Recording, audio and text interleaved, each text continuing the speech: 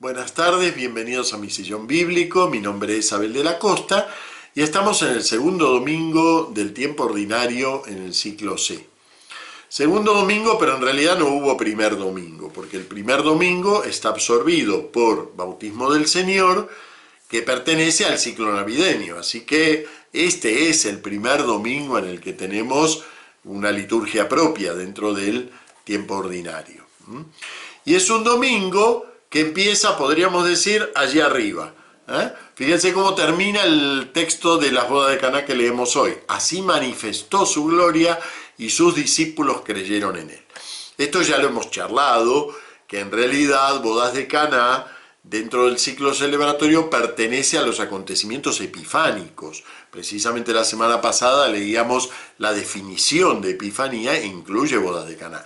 Pero si van a los otros ciclos, van a ver que el segundo domingo también se lee del inicio del Evangelio de Juan, un texto que, sin decirlo tan claramente como en bodas de Caná, pero son también textos epifánicos, dos textos en donde Juan el Bautista da testimonio de que ese que se aproxima por allí, ese Jesús, es el Cordero de Dios. Así que los tres textos son textos epifánicos, ¿sí? Y los tres pertenecen al inicio del Evangelio de Juan, aunque lo que dicen es algo que más bien diríamos que se revela al final del Evangelio de Juan. Tiene que ver con la revelación pascual. Y sin embargo están al inicio del Evangelio de Juan. Y también están al inicio del tiempo ordinario, fíjense qué cosa. Entonces, esto nos va a ayudar a entender por qué lo leemos. Y por qué lo leemos del modo que lo leemos, acompañado con la primera lectura con la que lo leemos. Pero eso lo vamos a dejar para el final de esta charla. Ahora nos vamos a centrar en el texto en sí mismo. Que miren, si hiciéramos una competencia de cuáles son los textos más difíciles del Evangelio de Juan, no digo que este sea el más, pero andaría ahí, andaría disputando el sitio con otros textos también difíciles del Evangelio. Porque, claro, aquí hay varios problemitas. En un texto tan breve hay varios problemitas. ¿Y cuáles son esos problemitas? Bueno, por ejemplo, ¿no? La expresión tan dura que usa Jesús para referirse a su madre, para dirigirse a su madre, mujer, ¿qué tengo yo que ver contigo? Es verdad que esta traducción no es lo mejor, pero de todos modos, la expresión en sí misma es dura. Literalmente lo que dice en griego es, ¿qué hay para ti y para mí? Mujer, ¿qué hay para ti y para mí? Pero además, en sí, además de lo duro que pueda ser esa expresión, la lógica misma de ese diálogo no parece que no termina de cerrar. Por un lado, la madre le observa al hijo que no tienen vino. Eso, claro, nosotros podemos relacionarlo con que él después hace un milagro. Pero en sí misma la observación, ¿a qué apunta? ¿Apunta a pedirle un milagro? Parece raro. Además estamos en el inicio de la vida pública y además un tipo de milagro muy especial, porque si dijeran, mira, mira querido, que siempre estás curando a todo el mundo, mira, la novia se dobló el tobillo, entonces implícitamente le está pidiendo que vaya y la cure. Pero un milagro de prodigalidad así, se han quedado sin vino, a ver si lo remedias. Es un poco raro como pedido. Pero luego toda la lógica de lo que sigue es más raro todavía. Jesús le da a entender que no puede hacer nada, que no ha llegado su hora, y la madre, en lugar de aceptar eso que le dice el hijo, hace lo contrario. Le dice a los sirvientes, haced lo que él os diga. Y lo que es peor, Jesús va y lo hace. O sea, quiero decir, la lógica de esto no cierra por ningún lado. Es verdad que nosotros lo hemos suavizado, con la Mariología lo hemos suavizado, porque decimos, claro, la Virgen tiene omnipotencia suplicante, entonces aunque Jesús parece que en principio no está dispuesto a hacer el milagro, como lo pide la Madre, entonces lo hace. Suena fantástico, pero ahí hay un pero muy grande, y que es ¿qué es la hora de Jesús en el Evangelio de Juan? ¿Y qué es en conjunto? ¿Qué es lo que quiere enseñar sobre Jesús el Evangelio de Juan? La hora de Jesús es una expresión bastante técnica dentro del Evangelio. La encontramos muchas veces utilizada. Obvio, aparece también la palabra hora en el sentido vulgar del término. Era la hora décima o era tal hora. Pero muchísimas veces dentro del Evangelio de Juan, no recuerdo ahora si 17 veces se utiliza la expresión la hora de Jesús para querer indicar el momento de la glorificación o para querer indicar la manifestación escatológica de Dios. Por ejemplo, cuando le dice a la samaritana, está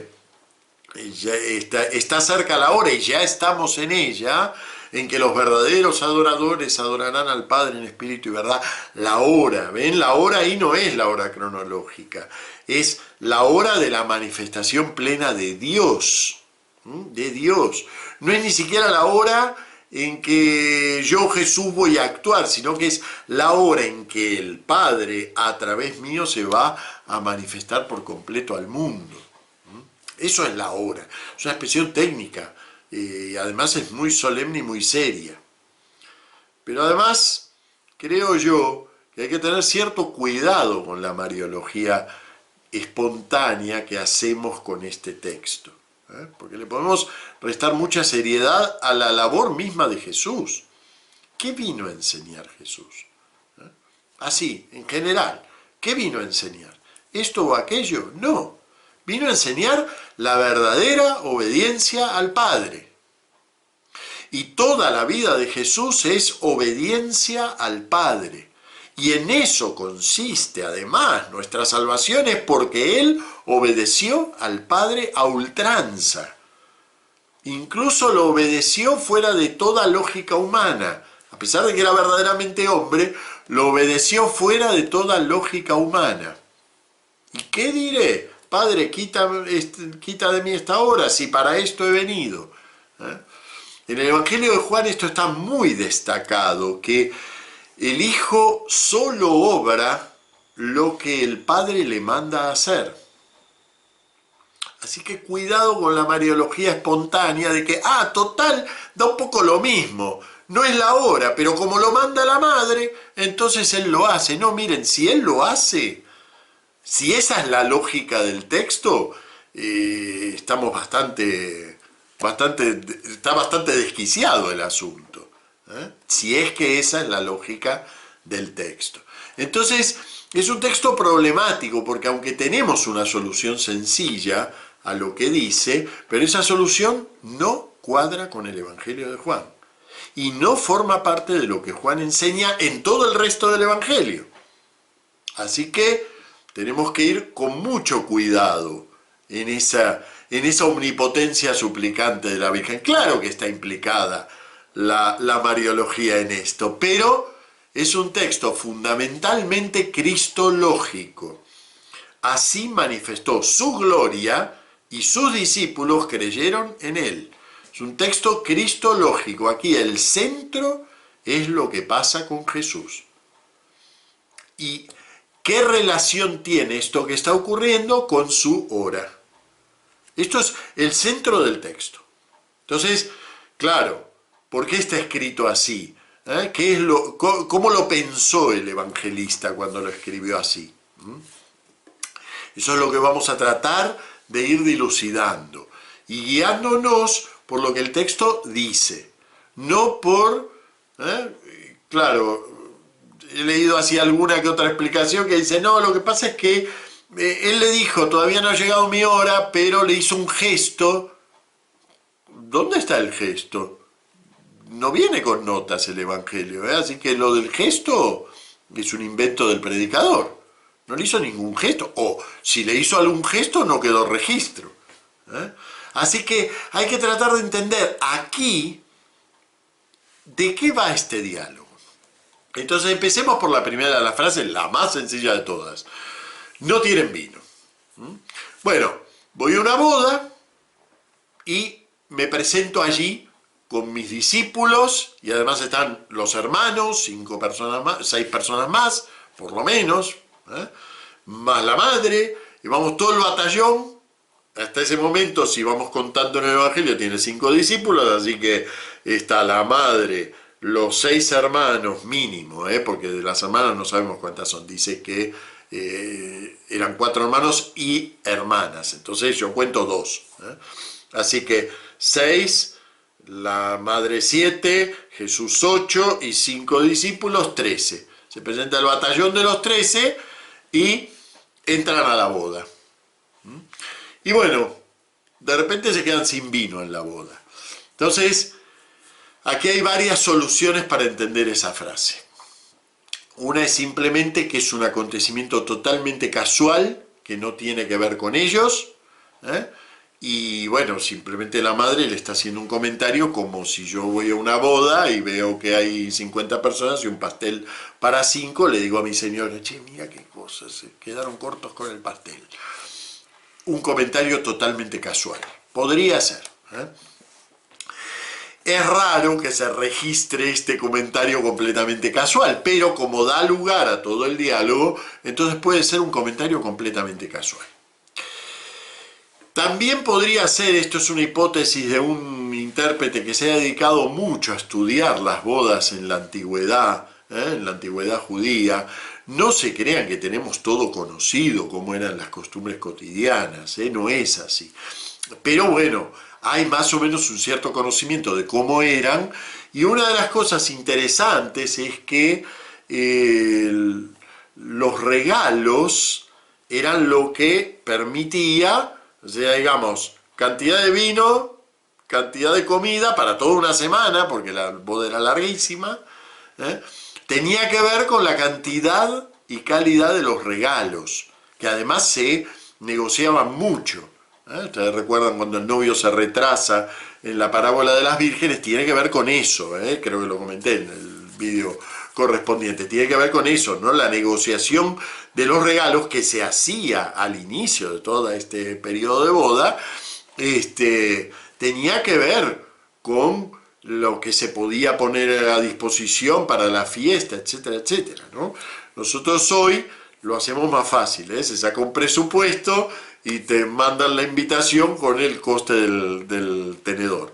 Eso hace unos años era una rareza, hoy es lo más normal. Bueno, en la época de Jesús no es que te mandaban una tarjeta con el coste del tenedor, pero se negociaban las cosas que se iban a poner en la boda entre las dos familias implicadas. Bueno, entonces algún intérprete dice, bueno, pero esto es un implícito reproche de la madre a Jesús por venirse todo sin regalo, ¿no? Por haber venido semejante batallón de gente. Bueno, puede ser. Yo lo veo un poco creativa la solución, ¿Por qué? Porque es lo mismo que lo de los gestos, ¿no? No hay nada aquí que indique que ellos no aportaron al regalo, no hay nada aquí que indique que había nada más que 40 personas y 13 implica mucho, pueden ser 200 personas y 13 más, 13 menos da lo mismo. Así que no creo que tenga que ver con eso, pero se los comento porque es una solución interesante. El problema es serio, y hay que buscar soluciones. Luego, cierta solución tradicional, que es que, bueno, simplemente la madre sabe que el hijo puede hacer algo y se lo pide. Y se lo pide un poco implícitamente, pero se lo pide. Yo esa es la que no creo tampoco. Primero porque estamos al inicio del Evangelio. No se han realizado signos todavía. De hecho, este es el primero de los signos. Ustedes me dirán, no, pero ellos vivían en casa y eso no indica que Jesús se la pasara haciendo milagros.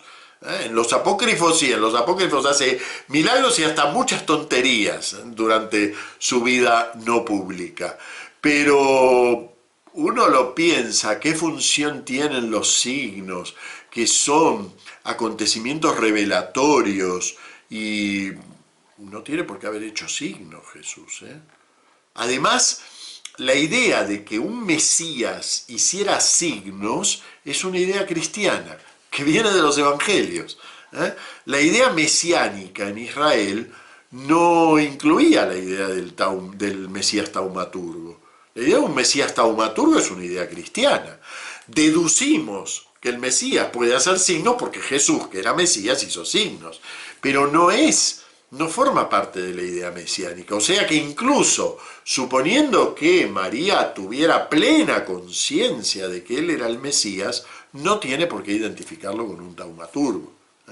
Así que tampoco va por ese lado, creo yo. Yo me quedaría ahí con la primera, simplemente es una constatación, un comentario cotidiano, que Jesús eleva en su respuesta. Es decir, ella le hace un comentario, no tienen vino, y ahí sí Jesús retoma el no tienen vino y hace una especie de respuesta, pero en un lenguaje críptico, enigmático y además muy duro, empezando por ese mujer. Es cierto que ahí hay un semitismo, que tengo yo que ver contigo, pero llamarla a la madre mujer no es un semitismo. No está registrado dentro de las costumbres semíticas dirigirse a la madre de esa manera. Y sin embargo, claro, no tenemos en los evangelios, no tenemos muchos otros sitios en donde Jesús le haya hablado a la Virgen. Entonces, no sabemos si esta era su forma de hablar. Pero sí sabemos que a las mujeres Jesús les hablaba diciéndoles mujer. Y hay otro acontecimiento dentro del mismo Evangelio de Juan en donde Jesús se dirige a la madre llamándola también mujer. ¿Cuál? Al pie de la cruz, la donación de la madre al hijo y del hijo a la madre. Mujer, aquí tienes a tu hijo, y diciéndole al discípulo, le dijo, aquí tienes a tu madre. Y desde aquel momento el discípulo la tomó como algo propio. Esa es la escena al pie de la cruz. Curiosamente, las dos veces que se dirige a la madre, porque no aparecen otras en el Evangelio, las dos veces que se dirige a la madre se dirige de la misma manera, mujer. Y como sabemos que Jesús a las mujeres las llama mujer, entonces podemos deducir que forma parte de las peculiaridades en el modo de hablar de Jesús. O bien que esto es un signo que nos deja el Evangelio de Juan para que relacionemos esta escena con la escena al pie de la cruz. Yo creo que son las dos cosas, es decir, que forma parte de una peculiaridad de Jesús que el Evangelio aprovechó para incidir, señalarnos que había que estar atento también a la escena final. Hay varios momentos del inicio del Evangelio de Juan que hay que mirarlos en espejo con acontecimientos del final del Evangelio. Es decir, lo que se llama una inclusión. Entonces, puede ser las dos cosas al mismo tiempo. Una peculiaridad en el modo de dirigirse a Jesús a las mujeres y simultáneamente un signo que nos deja el evangelista. Bien, vamos al semitismo. ¿Qué tengo yo que ver contigo? Bueno, esta es una traducción ya interpretada. Quizás no es la mejor, pero no es fácil traducir esa frase. Es una traducción ya interpretada. Literalmente lo que dice ahí es ¿qué para ti y para mí? ¿Qué para ti y para mí? Y sí, efectivamente es un semitismo. Esta forma de construir en dativo, es decir, el dativo es para alguien. Cuando una cosa es para alguien se expresa en dativo. Esta forma del dativo es muy usual en hebreo y en la Biblia todo el tiempo para indicar posesión. Por ejemplo, cuando nosotros leemos en la Biblia que te dicen su nombre era María, en el texto literalmente dice el nombre para ella era María. El nombre para él es Jesús. Literalmente dice así, porque ese es el modo de expresar la posesión en los idiomas semíticos, a través de un dativo. También en griego se puede usar en algunos casos esa forma. Así que para ti y para mí quiere decir literalmente qué es tuyo y qué es mío. ¿Qué es tuyo y qué es mío? Eso es lo que quiere decir literalmente, porque expresa posesión. Así que, ¿qué es tuyo y qué es mío? Si yo quiero traducir literalmente lo que allí dice, tengo que traducirlo así. Ahora bien, ¿qué quiere decir esa frase? Cuidado con esto, porque nosotros también tenemos una expresión parecida. ¿Y qué es, qué tengo yo que ver con eso? ¿Y a mí qué me importa? Pero ese no es el sentido de la frase.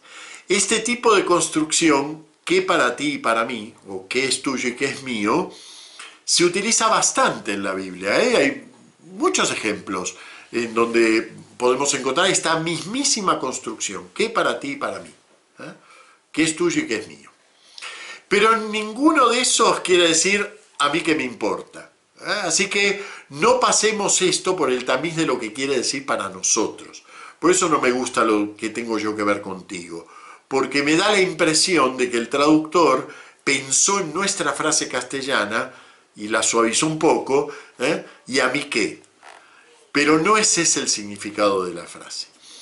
En hebreo, en arameo y en parte en griego, la frase ¿qué es tuyo y qué es mío? Tiene dos significados.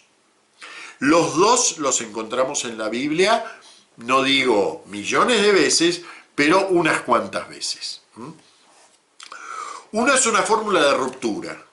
¿Qué es tuyo y qué es mío? Es decir, yo no tengo que ver con tus problemas.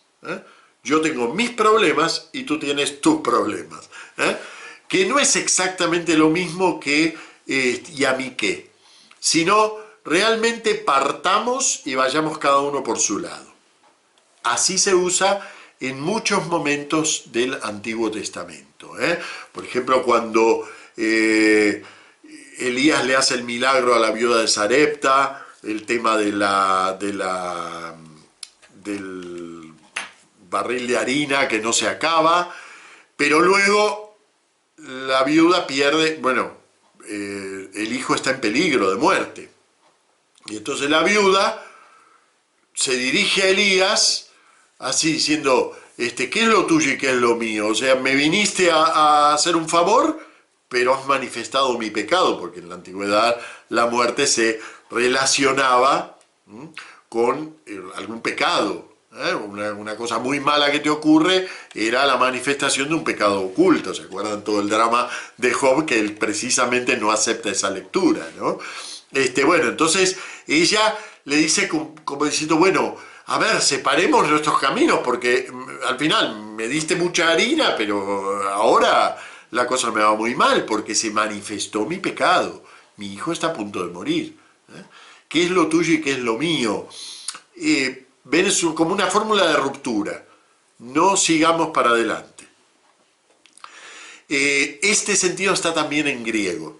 También en griego aparece ese sentido de la fórmula que es tuyo y que es mío. Por eso los padres de la iglesia orientales, que hablaban sobre todo en griego, les sonó especialmente duro esto, porque ellos lo pasaban por el tamiz del único sentido que tiene en griego. Ahora resulta que en hebreo y arameo también tiene un segundo sentido esta fórmula, menos usual, pero que también está reflejado en la Biblia. En particular tengo aquí delante un ejemplo que es en 2 Reyes 3, cuando, bueno, el rey Josafat va con el rey de Israel a meterse en la guerra, pero quiere primero la opinión de algún profeta. Y el rey de Israel, que era un apóstata, le presenta a todos profetas de Baal, ningún profeta de Yahvé, ninguno de los profetas buenos. Y entonces Josafat está un poquitito que quiere una opinión de alguien autorizado realmente por Dios. Y entonces le pregunta si no tiene algún profeta de Yahvé. Y entonces dice el rey de Israel, sí, hay uno ahí, Eliseo, pero a mí no me gusta ese, porque ese no es de los míos.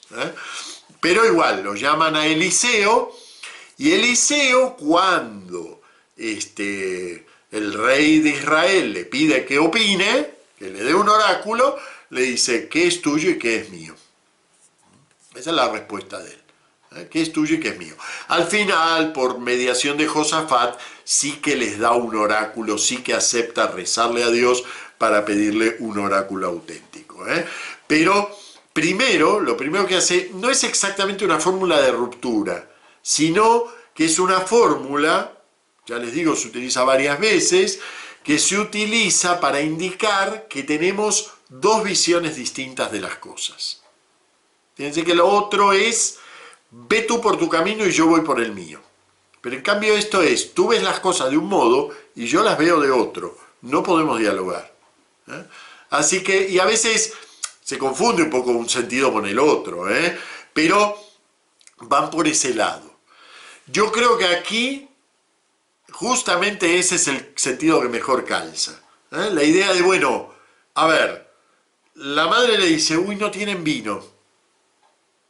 Y Jesús, que está atento al Padre, sobre todo, eso es toda su vida, estar atento al Padre, lo primero que le indica a la mujer a la que se dirige es que no ve las cosas como las ve él. Para ella el vino es una carencia, para él no sabemos qué es. Ahora nos enteraremos qué es. Pero la situación esta humana no es el verdadero nivel en el que hay que mirar esta situación. El sentido, desde mi punto de vista, por supuesto no es un invento mío, hay muchos exégetas por este lado, pero es el sentido que tiene aquí la frase. Y ahora sí, aún no ha llegado mi hora, eso sigo en esto a algunos padres de la iglesia, Gregorio Niceno, Teodoro Mopsuesta, que entienden esta frase como una interrogativa retórica. ¿No ha llegado mi hora? Claro, ustedes me dirán, pero no hay signo de interrogación. En griego no hay signos de interrogación, así que en realidad perfectamente puede leerse como una interrogativa. Una interrogativa más bien retórica. Es decir, no tienen vino. Qué pena, no se puede hacer nada, pero no porque ella sepa que él puede hacerlo, sino porque precisamente no puede hacer nada. Constata la fatalidad de que en semejante acontecimiento familiar no haya vino. Y entonces Jesús le dice, mira, no vemos las cosas del mismo modo. Después vemos lo de mujer, no vemos las cosas del mismo modo. ¿Acaso ha llegado mi hora? O sea, ¿es esto lo que me marca el Padre? El Padre, no la madre, el Padre. Este signo que tú ves como una fatalidad es una marca del Padre. Y automáticamente la madre descubre de lo que está hablando el hijo.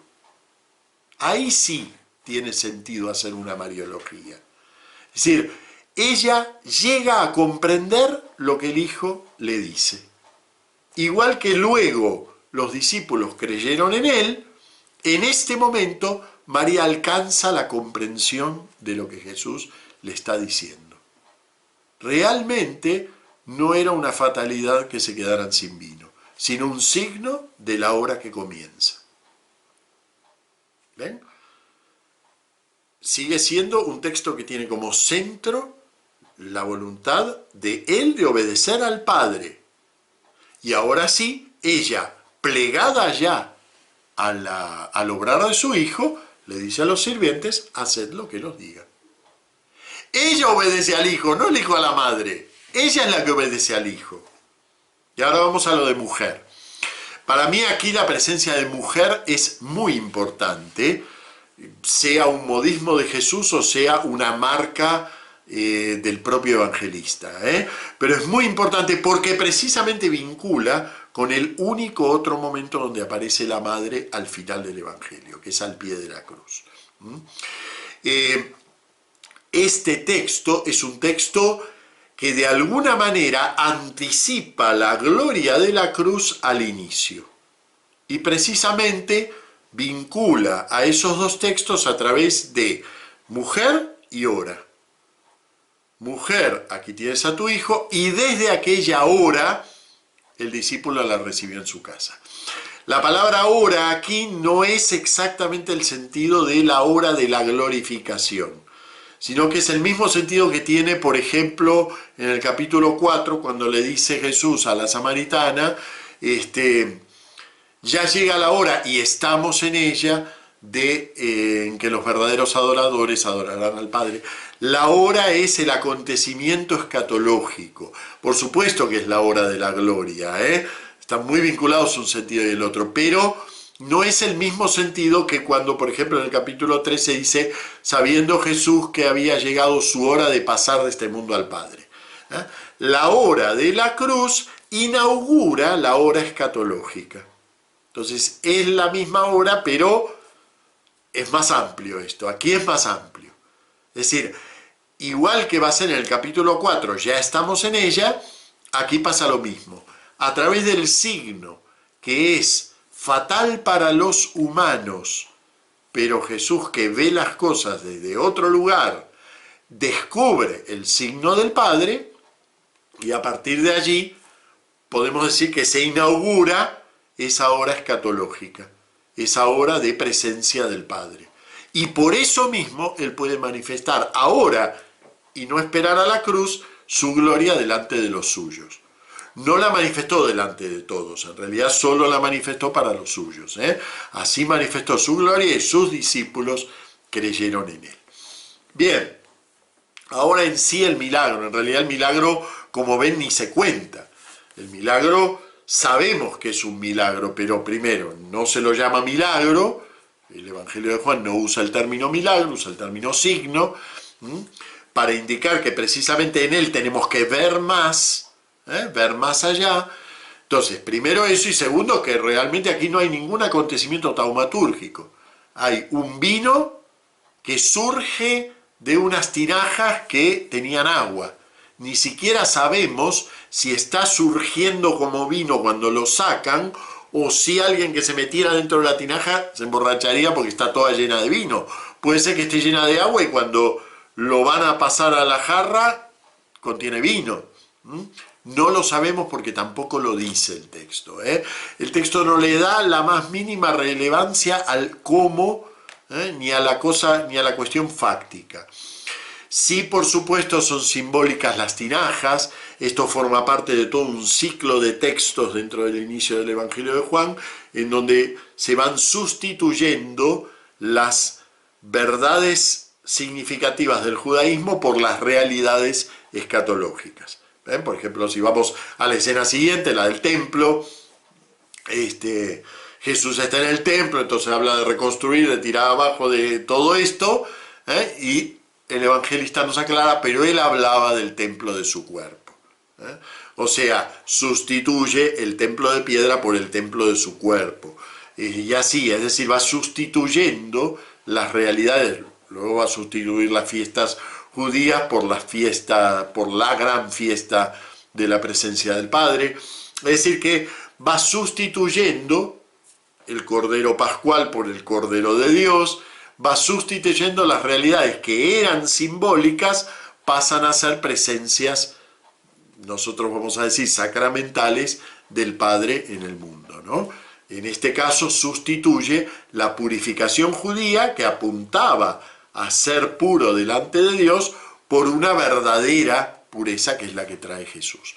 Entonces, por supuesto que es simbólico entonces lo de las tinajas.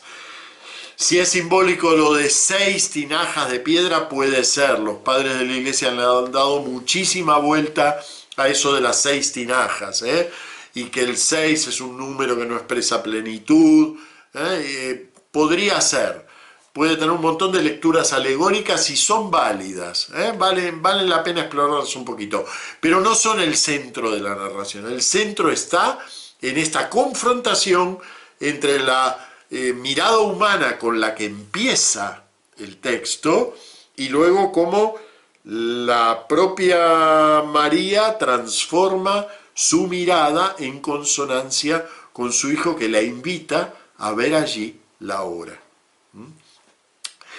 Bien, pero aquí lo fundamental es el vino.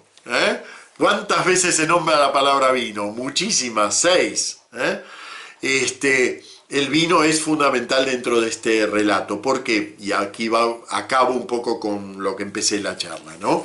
El vino es evidentemente una evocación escatológica. Así lo entiende también la liturgia, que acompaña esta lectura con la lectura de Isaías sobre la boda escatológica, ¿no? Por amor a Sion no callaré, por amor de Jerusalén no descansaré, hasta que rompa la aurora de su justicia. Como una joven se desposa como un joven se desposa con una doncella, así te desposan tus constructores. Como se regocija el marido con su esposa, se regocija tu Dios contigo, ¿no? La acompaña con esas lecturas. Hay otras lecturas de Isaías con las que se puede acompañar en la misma dirección. Digamos que dentro de esta boda humana ocurre místicamente, mistéricamente, ocurre una verdadera boda, la boda divina, la boda en la que se abre la hora del Padre en el mundo, la boda en la que se abre la verdadera unión de Dios con los suyos. Tengo un artículo sobre esta escena de la boda de Caná. Quedó un poquito atrasado, de hace 12 años el artículo, o sea que hay muchas cosas que no dice, pero quisiera rescatar el título de ese artículo que me gusta mucho, que es La boda en la boda. Eso es las bodas de Caná, la boda en la boda. Jesús va como invitado con todos los suyos a una boda humana, y esa boda humana que amenaza con naufragar, precisamente porque falta algo tan humano como es la alegría, resulta que es la ocasión para que el Padre manifieste en Jesús la llegada de la hora y por lo tanto el advenimiento del verdadero vino. Has dejado el vino nuevo, el vino bueno para el final. Claro, esa lógica de Dios que no terminamos de entender. ¿Cómo puede ser que no empiece Él allí arriba y que en tal caso nos caemos, ¿no? Pero no, Él fue preparando la historia para que fuera a más, para que fuera llenándose de plenitud, y en determinado momento llega su hora. La liturgia esto lo ha convertido en una forma de celebrar, ¿no? Entonces nos lo pone al inicio del tiempo ordinario, porque ahora va a venir el momento en que vamos a descubrir muy de a poquito a Jesús. Pero, claro, en realidad ya sabemos perfectamente quién es Jesús, ya lo hemos visto, ya hemos llegado a la epifanía de quién es Jesús. Y entonces el camino del descubrimiento es un camino que lo hacemos como María en este texto, ¿no? Lo hacemos acompañados porque se nos ha revelado, hemos visto su gloria. De eso se trata este hermoso segundo domingo del tiempo ordinario, la boda en la boda. Bueno, muy bien, nos vemos la semana que viene, muchas gracias. Hay un acontecimiento para mí muy importante y muy lindo, que lo quiero comentar al final de este sillón bíblico, y que es que con esto hemos cerrado 6 años del sillón bíblico. Empezó en un domingo tercero del tiempo ordinario, así que hoy, al completar el domingo segundo, terminan los primeros 6 años del sillón bíblico. Hemos dado 2 vueltas a cada uno de los 3 ciclos. Bueno, eso es mucho, estoy muy contento con eso. Y espero que a ustedes también, sobre todo a los que han ido incorporándose al sillón bíblico a lo largo de estos años, les sirva, les guste, les interese, y también que utilicen esos vídeos anteriores, que el hecho de que sean anteriores no es que sean viejos. Bueno, el sillón bíblico en principio, después de pensármelo mucho, como también me lo pensé cuando terminó el primer trienio, el sillón bíblico va a continuar en el formato que tiene, con mucha libertad en cuanto al modo de tratar los textos, porque me gustaría, por ejemplo, dedicar tiempo a los salmos. Como los textos de Evangelio y primera lectura ya los he trabajado muchas veces, voy a tratar de ir introduciendo el tema de los salmos. Los salmos son hermosísimos en la liturgia y quizás les damos poca importancia. Así que bueno, a partir de este 7º año, digamos, quizás la presencia de los salmos se pueda hacer un poquito más importante. Bueno, nos vemos la semana que viene. Muchas gracias.